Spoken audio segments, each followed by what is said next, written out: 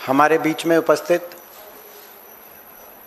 Akhil Bharatiya Congress committee के AC विभाग के चेयरमैन, कांग्रेस के हमारे बहुत वरिष्ठ नेता आदरणीय राजेंद्र गौतम जी, हमारे राजकुमार विरका जी, आज बहुत ही महत्वपूर्ण प्रेस वार्ता में आप सब पहुंचे, आपका धन्यवाद। आपने देखा हरियाणा में जो कल घटनाक्रम हुआ,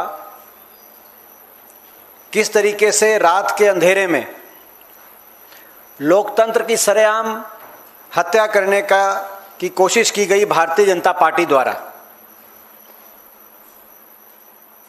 उसके बारे में मैं सारी बात आपको बताऊंगा, लेकिन सबसे पहले मैं जो हरियाणा में कांग्रेस पार्टी की जीत हुई, राज्यसभा चुनाव में हमारे उम्मीदवार करमवीर बौद्ध जी जीते, इस उपलक्ष्य पे मैं बधाई देना चाहता हूं कांग्रेस के हमारे राष्ट्रीय अध्यक्ष खड़गे जी को।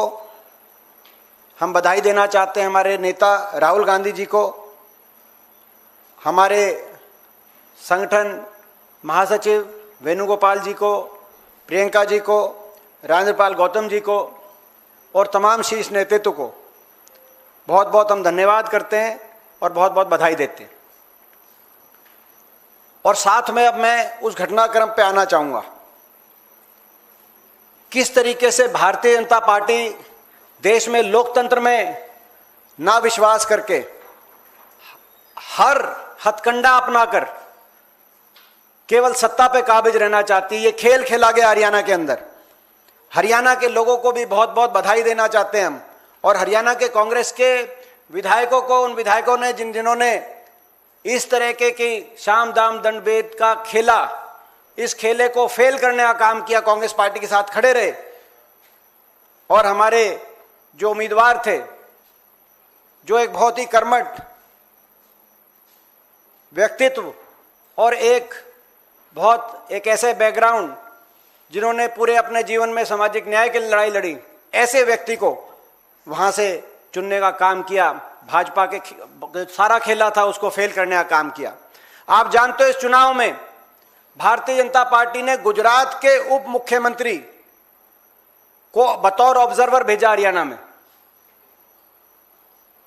आप समझ सकते हो कि इसका क्या अर्थ था। इसका अर्थ था कि सीधा भाजपा का हाईकमांड हर परिस्थिति में यह सीट हासिल करना चाहता था।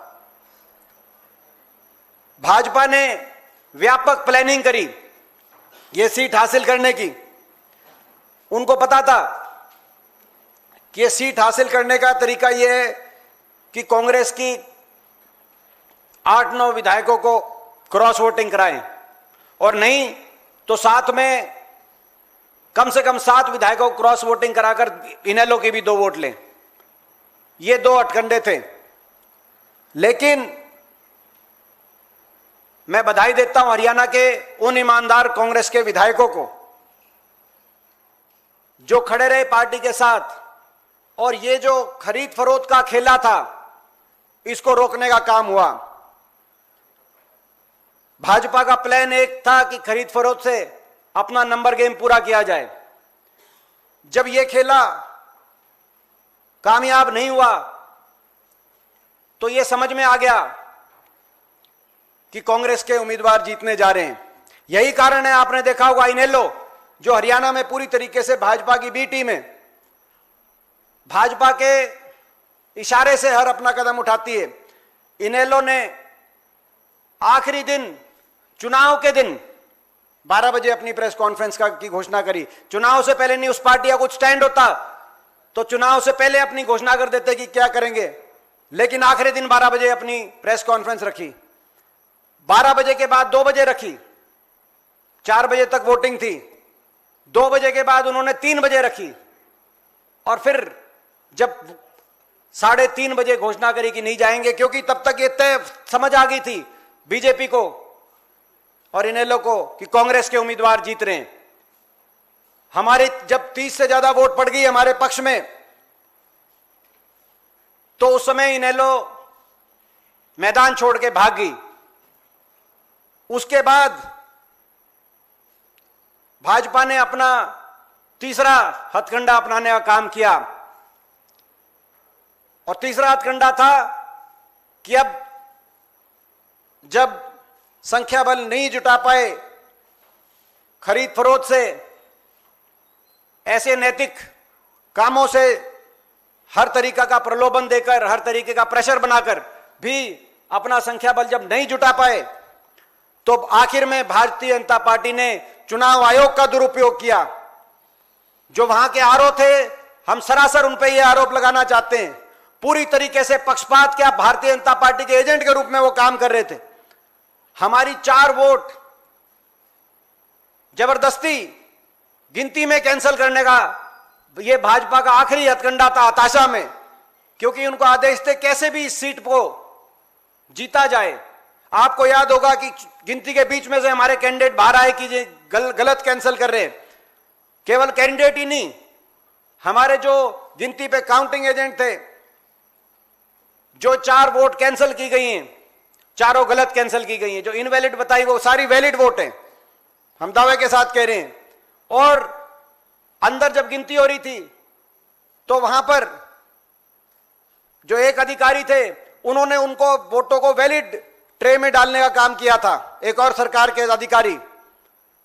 लेकिन उसके बाद वैलिड वोट की गिनती के बाद जब पता चला कि कोई सारी वोट वैलिड आ रही है, उनमें से इन वोटों को उठाकर, 3 वोटों को उठाकर इनवैलिड करने का काम, ये जो आरओ का नाम मैंने लिया, जो ये आरओ ही नहीं, ये आरओ आपको चंडीगढ़ के चुनाव में याद होगा, मेयर में किस तरीके से वोट चोरी भाजपा ने करी थी।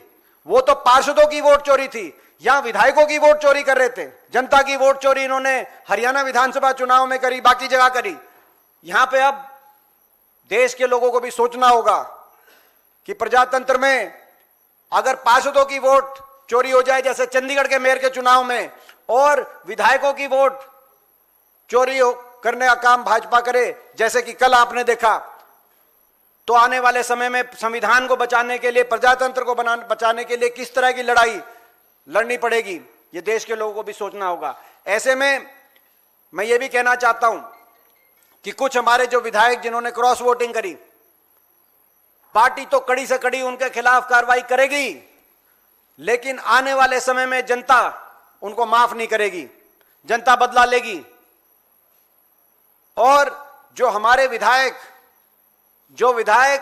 इस अग्नि परीक्षा में जो सफल हुए, जिनके सामने हर तरह का खेला रचकर उनको फंसाने की कोशिश भाजपा ने करी, उलझाने की कोशिश भाजपा ने की, धमकाने की कोशिश भाजपा ने करी, उन पे हर तरह का प्रेशर बनाने की कोशिश करी, हर तरह का प्रलोभन देने की कोशिश करी, लेकिन जो उसके बावजूद खड़े रहे कांग्रेस के पार्टी के साथ, उन विधायकों का भी सम्मान प्रदेश के लोगों के और देश के लोगों के दिलों में बढ़ेगा, उनके क्षेत्र के लोगों के दिलों में बढ़ेगा। हम उन विधायकों के भी विधानसभा क्षेत्रों में जाएंगे और जनता के सामने बात करेंगे कि आज लोकतंत्र को बचाने के लिए ये हमारे कांग्रेस पार्टी के नायक हैं। मैंने पूरी घटनाक्रम आपके सामने रखी है, कोई प्रश्न होगा तो आपसे उस प्रश्न का हम उत्तर देंगे। एक बार फिर बहुत बहुत हरियाणा की जनता को बधाई देते हैं, हरियाणा के हमारे कांग्रेस के विधायकों को बधाई देते हैं, हमारे कांग्रेस के शीर्ष नेतृत्व को का बहुत बहुत धन्यवाद करते हैं कि उन्होंने एक साधारण कार्यकर्ता को चुनाव में भेजना, हमारे बीच में भेजने का काम किया, एक साधारण कार्यकर्ता को। आपको याद होगा कि बहुत लोगों ने यह बात रखी, भारतीय जनता पार्टी के लोगों की तरफ से बयान आया कि ये कैंडिडेट कांग्रेस ने कमजोर कैंडिडेट दिया है। भाजपा के लोगों के बयान थे, मुख्यमंत्री से लेकर बहुत से लोगों के बयान थे, लेकिन कि एक साधारण व्यक्ति को कमजोर समझने वाले लोग, एक सामाजिक कार्यकर्ता को कमजोर समझने वाले लोग, मैं बधाई देता हूं कि आज हरियाणा के लोगों ने, हरियाणा के विधायकों ने ऐसे लोगों को परास्त करने का काम हरियाणा के इस चुनाव में किया है। लोकतंत्र की जीत हुई है, देश के लोकतंत्र को रात के अंधेरे में हरियाणा में बचाने का काम हमने किया है। हरियाणा ये संविधान की जीत है, ये लोकतंत्र की जीत है, ये हमारे संविधान की जीत है। और संविधान के लिए और लोकतंत्र को बचाने के लिए हम ये लड़ाई, कांग्रेस पार्टी ये लड़ाई राहुल जी के नेतृत्व में, खड़गे जी के नेतृत्व में हम ये लड़ाई लड़ते रहेंगे। और हरियाणा जो कि एक धर्म क्षेत्र के रूप में जाना जाता है, जहां कुरुक्षेत्र में धर्म को बचाने की धर्म क्षेत्र लड़ाई हुई, आज बाबा साहब के संविधान, लोकतंत्र के धर्म को बचाने के लिए और बाबा साहब के संविधान के धर्म को बचाने की लड़ाई भी हरियाणा के उस रण में लड़ी गई, जो रात के अंधेरे में कांग्रेस पार्टी जीती और इनके सारे साजिश षड्यंत्रों को हमने फेल किया। अब मैं आग्रह करूंगा हमारे। धन्यवाद दीपेंद्र जी।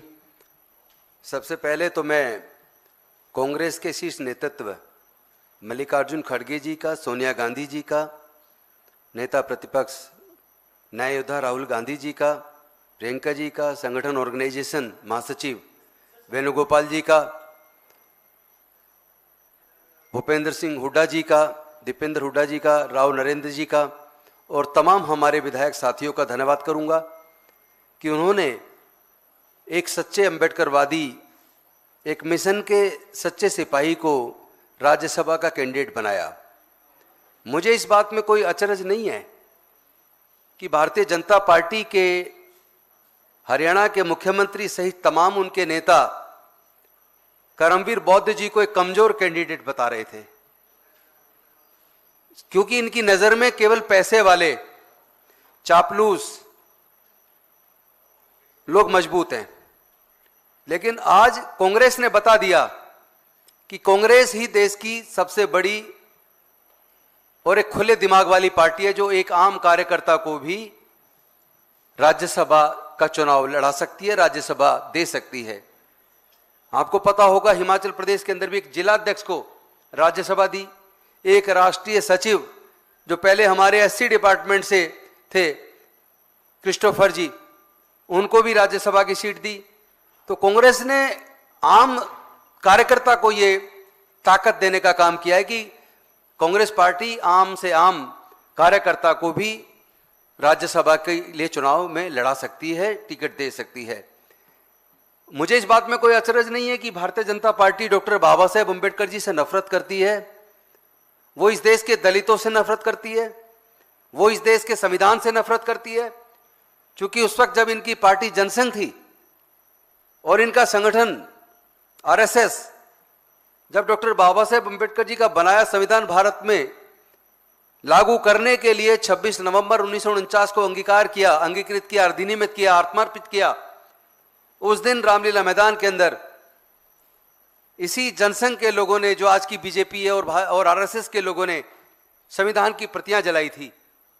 डॉक्टर बाबा साहेब अम्बेडकर व पंडित जवाहरलाल नेहरू जी के पुतले जलाए थे। और जिनको आप आम कार्यकर्ता समझ रहे हो कि एक आम कमजोर व्यक्ति को टिकट दिया, तो मैं आपको बताना चाहता हूं कि मैं एक मिनट भी, मेरा फोन शांत नहीं रहा। केवल हरियाणा से नहीं, देश के हर जिले से, गांव-गांव से लगातार मेरे पास फोन आ रहे थे, करमवीर जी का क्या हुआ, इलेक्शन कमीशन आखिर बीजेपी की गुलामी क्यों कर रहा है, इसके खिलाफ आप कार्रवाई करो। लेकिन मुझे दुख इस बात का है कि यह चरित्र भारतीय जनता पार्टी का है। जो चंडीगढ़ का आपको याद होगा, जो मेयर का चुनाव था, उसमें चुनाव का अधिकारी जिस मिस्टर मसीह को बनाया था, उसने किस तरह धोखेबाजी करके उस वक्त भारतीय जनता पार्टी को जितवाया था। खुद मतपत्र पर पेन से किस तरह उसने कांटे के निशान लगाए थे। वो तो भला हो कि उसकी सीसीटीवी फुटेज थी, जिसको माननीय सर्वोच्च न्यायालय ने चेक करके उस रिजल्ट को बदला। लेकिन मुझे सर्वोच्च न्यायालय से भी इंतजार है कि उस मिस्टर मसीह को सजा कब मिलेगी, क्योंकि उस, आपको याद होगा, उस जजमेंट में सुप्रीम कोर्ट ने कहा था कि इनके खिलाफ मुकदमा दर्ज करके बेहद सख्त सजा देने की जरूरत है। लेकिन आज तक उस व्यक्ति को कोई सजा नहीं हुई, मिस्टर मसीह को। तो इस तरह लोकतंत्र का चीरहरण करने वाले, लोकतंत्र व संविधान की हत्या करने वाले लोग खुलेआम पकड़े जाएंगे प्रूफ के साथ। उसके बावजूद भी अगर खुले छोड़ दिए जाएंगे तो फिर लोकतंत्र को बचाएगा कौन, फिर देश के संविधान को बचाएगा कौन। और मुझे इस बात का भी खेद है, बेहद दुख है, बड़े पीड़ा के साथ मैं आप सबके साथ शेयर कर रहा हूं। वो ईडी, वो सीबीआई, वो इनकम टैक्स जो हमेशा विपक्ष के खिलाफ लगातार झूठे से झूठे मुकदमे में भी मुकदमा दर्ज करके तुरंत गिरफ्तारी करता है, मैं उससे, मेरा सवाल है कि वो क्या भारतीय जनता पार्टी का कार्यकर्ता बन गया है? जब हॉर्स ट्रेडिंग कर रही है भारतीय जनता पार्टी, जो अपने आप को भारत की सबसे बड़ी पार्टी कहती है, जिसके अकाउंट में 12,500 करोड़ ऑन रिकॉर्ड जमा है, जिसने पूरे देश के अंदर 5 स्टार होटल की तरह के अपने कार्यालय बना लिए, इतनी बड़ी पार्टी इतनी कमजोर व निकम्मी और डरपोक हो सकती है? नरेंद्र मोदी जी, आप इतने डरे हुए, इतने कमजोर व्यक्ति कैसे हो गए कि आपको कांग्रेस के विधायक खरीदने पड़ रहे हैं, डरा रहे हैं? और उस खरीद के बारे में ईडी, सीबीआई, इनकम टैक्स कहां है? वो कहां सोई हुई है? उन पे कार्रवाई कब होगी? क्योंकि ऐसा नहीं है, इससे पहले आपको पता होगा हरिप्रसाद जी ने हिमाचल के अंदर जब ये इन्होंने कोशिश की हमारे विधायकों को फोन करके खरीदारी करने की, इसकी शिकायत की थी, प्रेस को बताया था कि उनको खरीदने की और डराने की कोशिश की जा रही है। तो वो ईडी, सीबीआई, इनकम टैक्स कहां है? देश के वो न्यायालय कहां हैं जो इस तरह के धोखेबाजी करने वाले, हॉर्स ट्रेडिंग करने वाले, देश के संविधान में लोकतंत्र की हत्या करने वाले खुले क्यों हैं? उनके खिलाफ कार्रवाई कब होगी? लेकिन एक कंप्रोमाइज्ड पीएम जो देश की आजादी तक को भी खतरे में डाल सकता है, उससे और उम्मीद भी क्या की जा सकती है? मैं पूरे देश के लोगों को आह्वान करना चाहता हूं, आज इस देश को कुर्बानी की जरूरत है और कांग्रेस के कार्यकर्ता कुर्बानी के लिए तैयार हैं, क्योंकि देश की आजादी नरेंद्र मोदी जी ने खतरे में डाल दी है। देश के हितों को ताक पे रखकर अमेरिका से डील करते हैं। एप्स्टीन फाइल में उनके मंत्रियों के नाम आते हैं, लेकिन कोई कार्रवाई नहीं होती है। लेकिन पूरा का पूरा विपक्ष है, उसको कुचलने के लिए सीबीआई, ईडी, इनकम टैक्स, यहां तक कि कुछ जजेज और इलेक्शन कमीशन के अनेकों कमिश्नर्स बीजेपी के लिए कार्यकर्ता के तौर पे काम कर रहे हैं। तो इसका जवाब देश की जनता को देना है, और विशेष रूप से इस देश का अंबेडकरवादी, इस देश का दलित, इस देश का बहुजन, इस देश का पिछड़ा, इस देश का वंचित वर्ग भारतीय जनता पार्टी को और इन शक्तियों को जो देश के संविधान व लोकतंत्र के लिए खतरा बने, को जवाब जरूर देगा। बहुत बहुत धन्यवाद।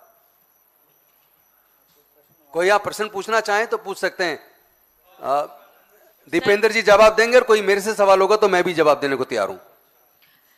दीपेंद्र जी, आपसे ही सवाल है। आपने बीजेपी पे तमाम आरोप लगाए कि किस तरह से हॉर्स राइडिंग हुई, खरीदने की कोशिश की गई, लेकिन कांग्रेस पार्टी के जिन विधायकों ने क्रॉस वोटिंग की, अब तक उन पे कार्रवाई क्यों नहीं हरियाणा कांग्रेस की ओर से किया गया? और एक और सवाल इसी के अंदर, आप दूसरों के घर पे आरोप लगा रहे हैं, कांग्रेस के भीतर क्या चल रहा है उसके बारे में कांग्रेस की कोई अकाउंटेबिलिटी नहीं है क्या? ठीक, अब पहली बात,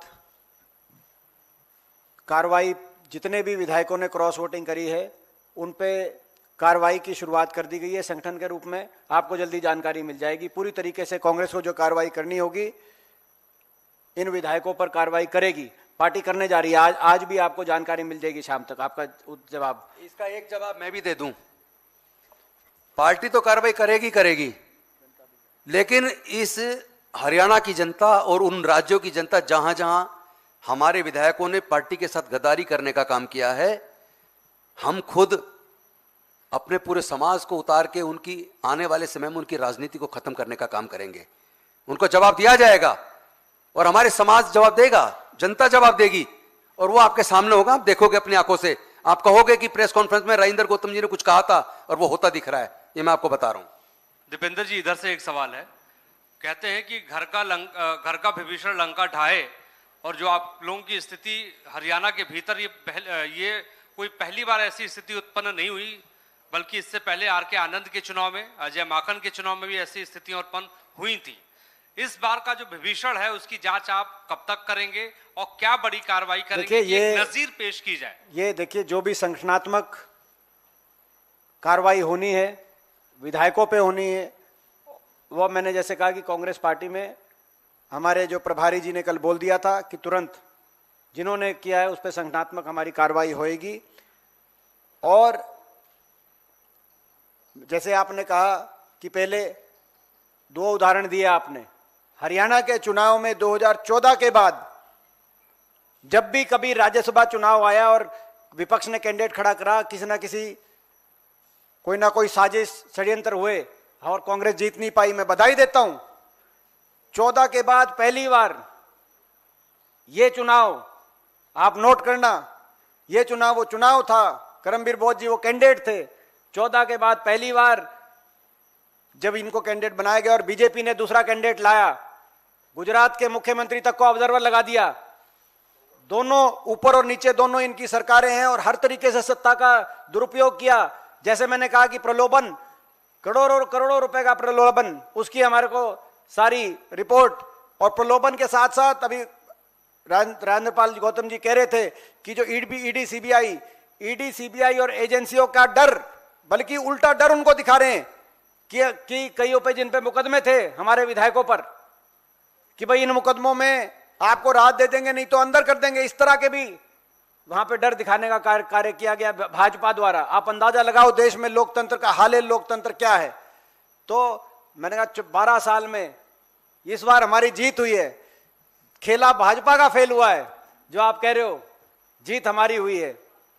तो ये बहुत बड़ी बात है आज के देश के इस वातावरण में, इतनी बड़ी, इसको मैं बहुत बड़ी जीत मानता हूं देश के आज के वातावरण। दीपेंद्र जी, एक सवाल यह है कि जिस तरीके की आपने बातें कही हैं, और अब जो कि वर्किंग प्रेसिडेंट थे कांग्रेस के हरियाणा के, उन्होंने अपने सभी पार्टी के पदों से इस्तीफा दे दिया है, ये किस चीज का मैसेजिंग है सर? देखिए, वो उनकी जो वाइफ हैं, जो वर्किंग प्रेसिडेंट है, उनकी वाइफ नारायणगढ़ से एक विधायक हैं,